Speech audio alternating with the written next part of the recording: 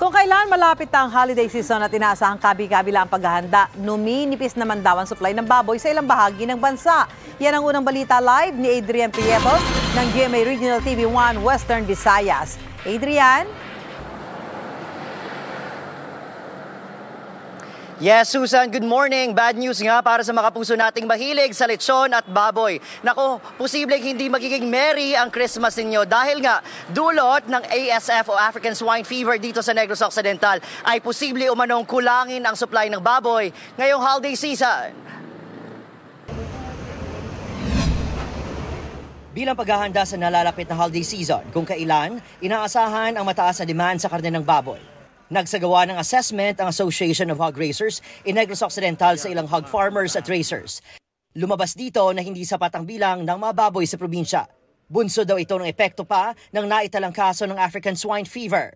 We are looking at starting October to December, maybe kulang na kayo ng ating supply.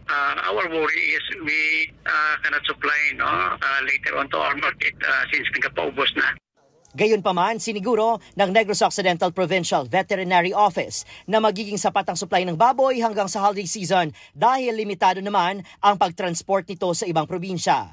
Nakita namon nga kung magsigi-sigi na nga wala pagwa sang baboy, sufficiente ang supply within the province, no. Kay tungod damo pa kitaya baboy, no. Damo pa taya buhi nga baboy, no.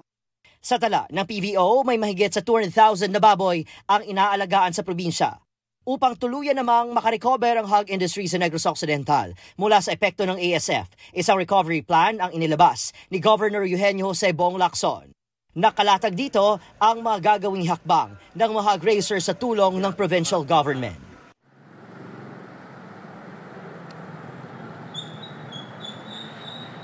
Susan, mga kapuso, ayon naman sa provincial government ng Negros Occidental dito ay magsasagawa sila ng hog repopulation program sa susunod na taon 2024. Susan? Maraming salamat, Adrian Prietos ng GMA Regional TV 1 Western Visayas. Mauna ka sa mga balita, bisitahin at mag-subscribe sa GMA Integrated News sa YouTube. Sa mga kapuso abroad, samahan nyo kami sa GMA Pinoy TV at sa www.gmanews.tv.